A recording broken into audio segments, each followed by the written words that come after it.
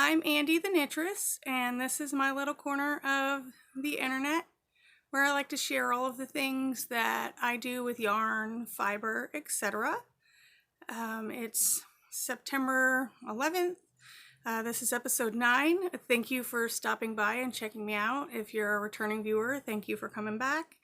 And if you're new, hope you like what you see. If not, you know, to each their own. So I've been working on a little bit. I don't have as much as I did the last time because there wasn't as big of a span this time in between podcasts. So I think I filmed like 3 weeks ago or something like that. So let's just jump right into, I think this is the only finished object that I have. This is the Urban Jungle Hat by Rachel Ilsley. I made this for my daughter Scarlett. We were watching Vicariously Knitting, Dunder Knits podcast, and she had done the Urban Jungle Hat in her gold colorways, and Scarlett immediately said, I want one of those. And I had this pom-pom, so I got some coordinating colors for it. I knit this in Lion Brand Feels Like Butter in the teal and the light gray, pale gray colorway. I adjusted my needle size so that, because this yarn was a little thicker than the required yarn for the pattern. And she absolutely loves it. I finished it and it happened to be 90 degrees outside and she's like, can I wear it? I'm like, that's a little hot for wearing this. But I let her put it on to go to the bus stops so we could take a couple of pictures. I like to attach my pom-poms with a little button so that I can take the pom-pom off to wash the hat. So I'm really proud of this one. This knit up rather quickly. I'm still getting my rhythm for color work. I was watching Babbles Traveling Yarns. She had like a little snippet of how she carries her floats, and I have tried to adapt that for when I'm doing my color work, and I'm finding it's really easy. So there's that. And then only a couple other of my projects have been getting all of my attention. Oh, you know what? I did have another finished object, but I don't know what Scarlett did with it. I've made her a ripple bralette. I don't remember the lady. I think it's Jessie. It might be the name of the lady who made that pattern. I made a ripple bralette for Scarlett, and she has taken it, and it's probably in her laundry basket. If you want to see that, you can just pop on over to my Instagram. I'm pretty sure I put a picture over there. If not, you can check out my Ravelry. It's in my projects. Yeah, I totally forgot that I finished that. I don't know where I thought I set it aside. Oh well. If you are super interested, you can pop over to one of my other social medias and check it out. If not, I'll try to remember to show it next time. The other thing that's been getting a lot of my knitting attention was my Siki shawl. This is for my husband. It's still got a long ways to go. I finally got into the second ball of yarn. And this is Knit Picks Hawthorne Fingering, and it is in the color Portsmouth. Yeah, I'm not one for, I think that's showing about right. I like these little specks of like mustard that pop up in there. He keeps bugging me about this because everything else is getting my attention except for this. I mean, I did knit on this quite a while. Took a road trip up to Tillamook with one of my girlfriends, and so I got to knit in the car. It's a twisted rib, our half twisted rib, I guess, because you're only doing it on one side and the other side is straight knitting. And I always like forget, now that it's getting bigger, once I get to the halfway point and I make that center stitch, I always have to stop. Excuse me. I always have to stop and look to see where I have my marker to double check. Am I supposed to be doing the twisted rib on this side or not? But this is good, like car knitting, you know, my board knitting. I can't really take this to the movie theater. I tried that once and then I had to rip back all the knits that I did at the movies. So, and that is the Siki shawl by Dawn Henderson.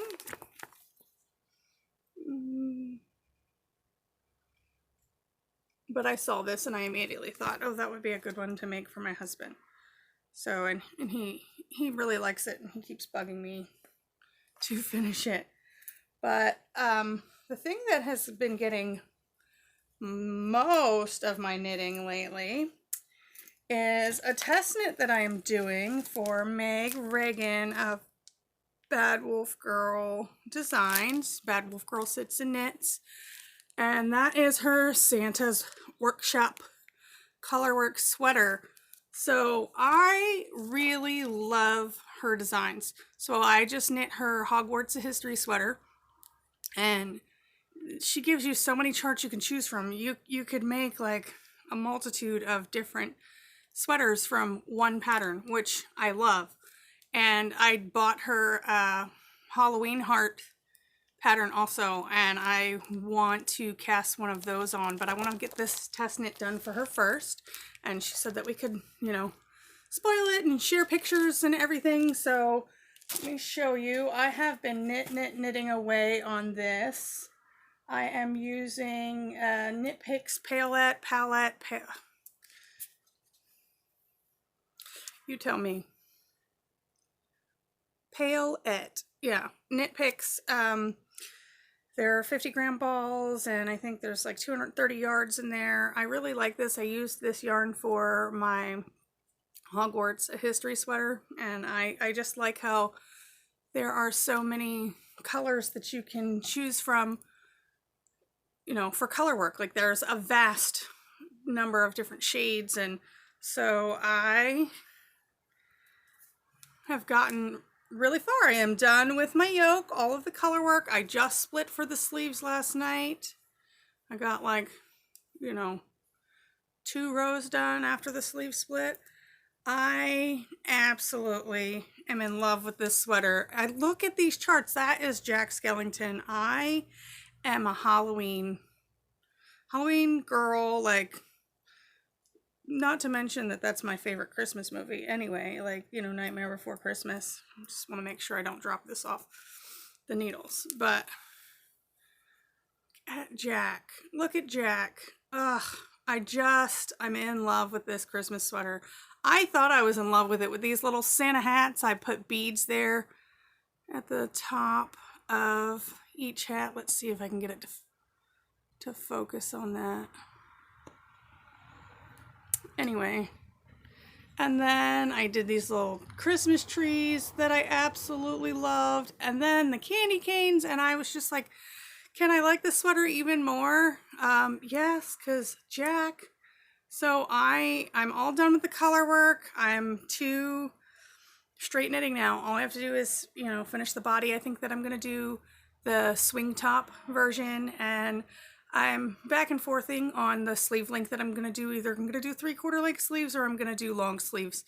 I get pretty overheated sometimes, so I'm leaning towards the 3/4 length sleeves, but I don't know. We'll see what I decide. I go back and forth all the time. I can never make up my mind. It's, you know, that's the Gemini in me. Just change my mind constantly. But I just really love this. I think that I used almost 50 grams of white, and I think I used 10 grams of red, and 1 gram, honestly 1 gram for the green. But it's just those little, I'm calling them Christmas lights. I don't know, but just the little specks they look like they remind me of Christmas lights. So we're going to go with that on the above jack, and then below there's just a little bit of green. So, and this is the same green that I did my Hogwarts of History, and that's grass. The red I have is hollyberry, and the white is cream, and then the gray is asphalt heather. Yes, asphalt heather. So I'm so excited to have this done. It's not even, I don't like to skip past all the holidays and go straight to Christmas, but you know, I could not pass up this test knit. And she was calling for test knitters, and I was like, me, this is my size. And she's like, sweet, I needed that size. So go ahead and test knit it. I was going to, sorry, loud car noises, windows are open, so we get to hear them. I was going to, so in the pattern you can split for the sleeves after the third chart, and I did that in my Hogwarts of History sweater, but those charts that I had in that sweater were a little longer, so I was holding this up to myself, and the candy canes were just barely at my armpit, and I didn't want it to pull too much, so I just did the longer yoke, which isn't gonna make a huge difference. It's only probably about an inch past where I would usually split for my arms, so it's not really going to affect that at all. I did have issues with the short rows. I am trying to master the Japanese short row. So if I were to just do a flat piece with the Japanese short row, I've been able to do that properly. And then here, like, it's almost invisible. So with a Japanese short row, you're essentially not wrapping anything. You just put a little marker on there and you turn your work, slip that first stitch, and you have the marker slid all the way up before you knit the next stitch. So that basically marks your wrap. And then when you come back, you pick that up and then you knit it together over the gap. And when you're doing the knit side, it works out just fine. And it's like almost invisible. Like, you really can't see it. But because this is in the round, you then have to, you're coming back around to the other side where you had purled them.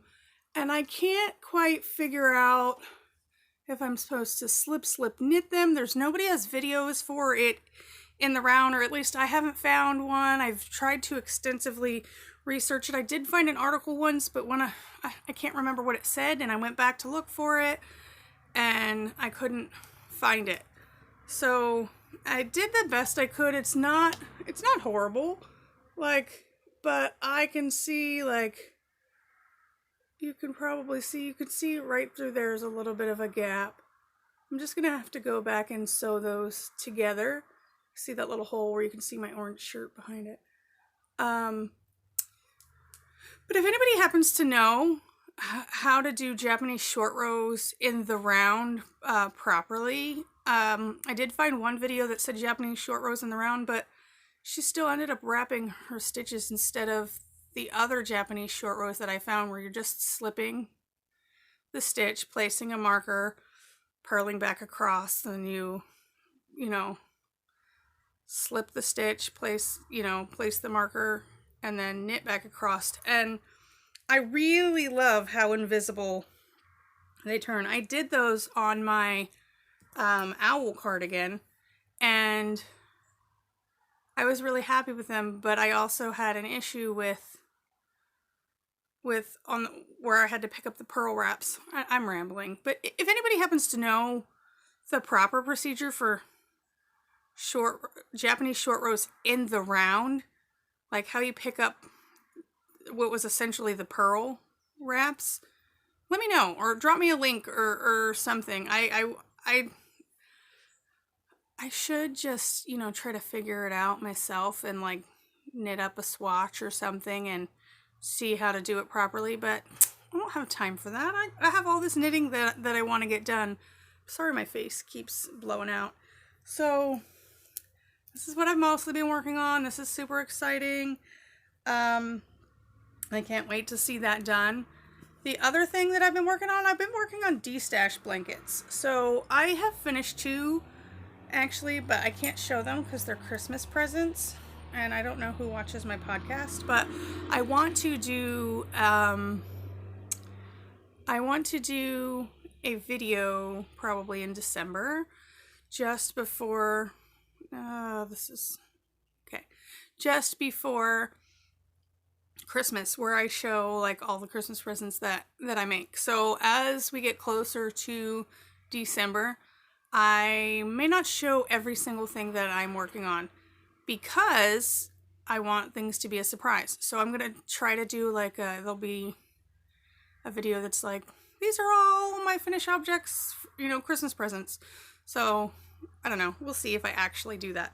But this one is for myself. So I get all the time my friends and family members and stuff, they'll go to yard sales or whatever, and I get given big giant bags of what is most of the time is acrylic yarn, or like my husband's grandma, I was given a whole bunch of yarn from her house, and it's I just don't know what to do with it. I don't personally wear a lot of acrylic now that I knit with wool and spin with wool and stuff, but I'm very grateful that people thought of me to give it to me. So I decided that I was going to take all that yarn and make Christmas presents out of it, and I had a whole garbage bag full of what I think it's all like homespun, like Lion Brand homespun. It's not all Lion Brand, but it's like that homespunny kind of yarn, like that loopy,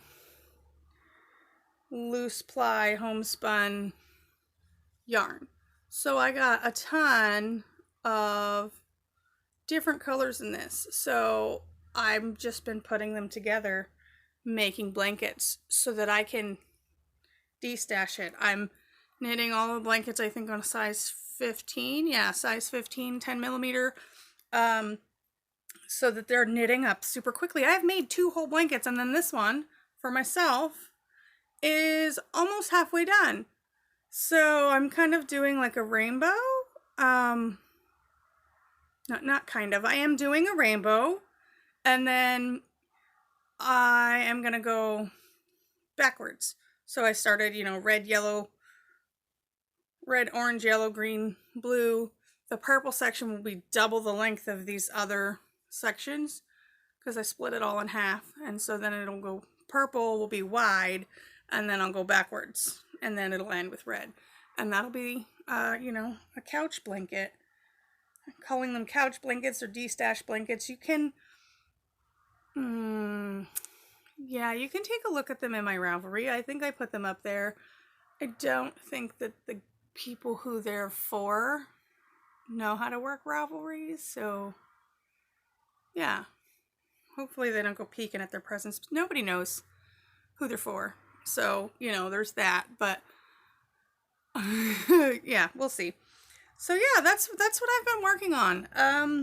Lots of knitting. I've been taking this to the movie theater with me, which is awesome because it's just straight knitting. It's all garter stitch, and it's chilly in the movie theater, so then I end up having a blanket on my lap, which is good.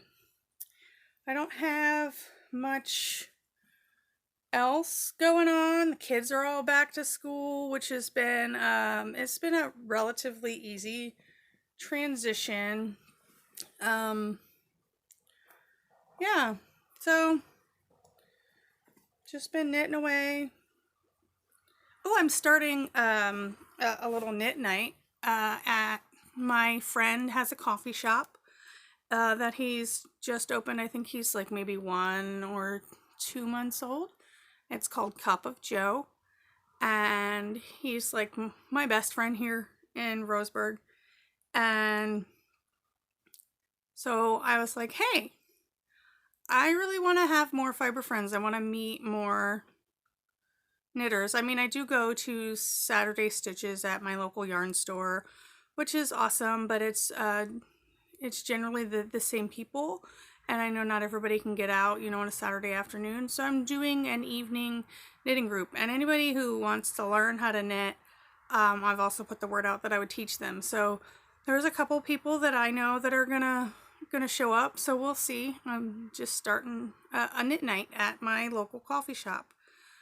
It's exciting. I have a new fiber friend that I've made recently, and I'm absolutely obsessed with her. I sound like a weirdo, but she's like, we found each other via Instagram, and then I noticed that she was local to me, and kind of was like, hey, stuck my foot out there and was like, come hang out with me. And we're both kind of awkward and shy and weird, and then eventually we've been hanging out, so that's cool. Her name, I won't mention her name because I don't know if she watches my podcast or if she would want me to, but it's really nice to have somebody to text, back and forth or message and be like, look what I'm working on.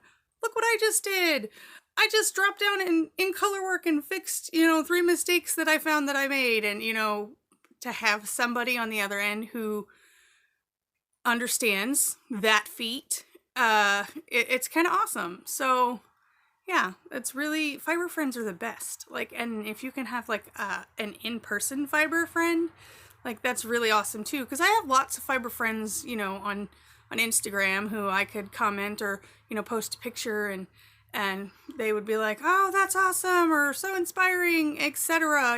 Like that's awesome. But to have somebody, like a personal in your life friend is really awesome. I used to have a few of those on the East Coast, and I miss them a ton. Vanessa and Randy. But yeah, so that's all that I've got going for now. So thanks for stopping by. This is just a quick little video. I still have a couple of other whips on my needles, but I haven't really worked on them, so I'm not going to show them. It's kind of how I roll. Like if it's been in my life, it's been in my forefront, I'll show it to you. If not, you'll see it when it makes its way around to my forefront. Well, thank you for stopping by and checking me out. And if you want, like my videos, maybe subscribe. I guess the way that YouTube works, the more likes and views and subscribers you have, the more stuff you can do. I don't know. If you want, do it. Cool. If not, whatever. I like talking to myself. Have a good day.